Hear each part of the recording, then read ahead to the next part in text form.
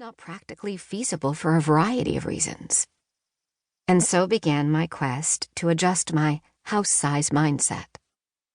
I searched extensively for creative and practical ways, not just to live, but to dwell well in a small space.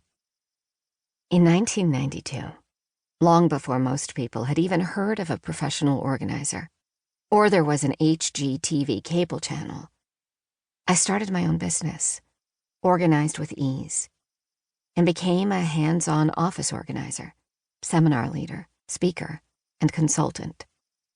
My business was featured often in our local media. I worked with many clients who owned large homes and offices, and were drowning in massive amounts of disorganized stuff. Closets bulged, garages groaned, piles of papers proliferated. And yes, my clients sometimes cried, and even divorced because of it. As I spent hour after hour of intense work sorting and organizing, I listened to their stories. That clinched it for me once again, that small space living was the path I wanted to personally continue on, so that I felt free to have meaningful life experiences and rich relationships, rather than be weighed down by maintaining the material stuff of life. I realized that small space living was a viable and attractive lifestyle choice, and my husband agreed. It also dawned on me over time, as I was adjusting my house-size mindset, that it wasn't the huge amounts of space in large custom homes that I was drawn to. It was their fine aesthetic details. Bingo! Once I had that beauty epiphany, it released me to create a practical and aesthetically pleasing small home.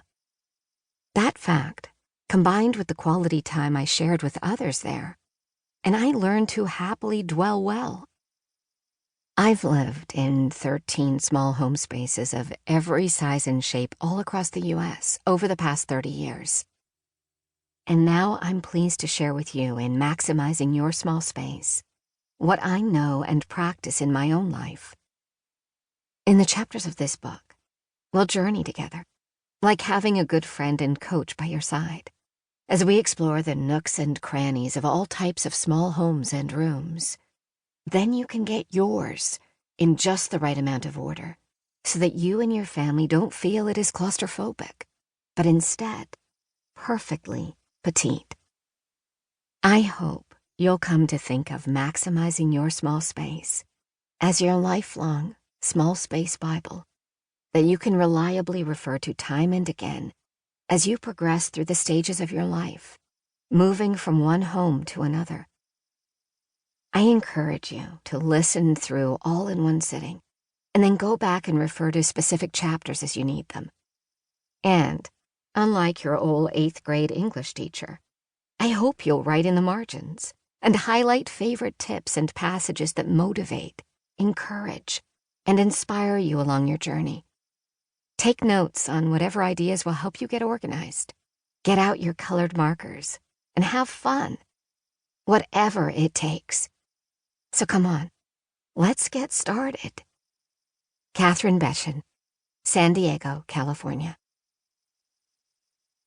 Small spaces give us the opportunity to live sincerely, forcing us to choose which of our possessions make our hearts sing. Kathryn Bechen. 1. Maximum living in minimum space. Which small home dweller are you? You've just turned 18 and are now footloose and fancy-free from mom and dad.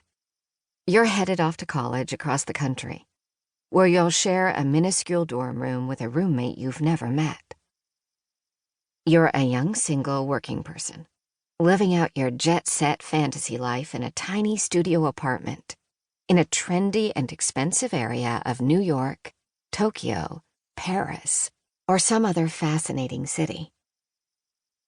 You're a newlywed couple who's just bought your first little home and are very proud of it.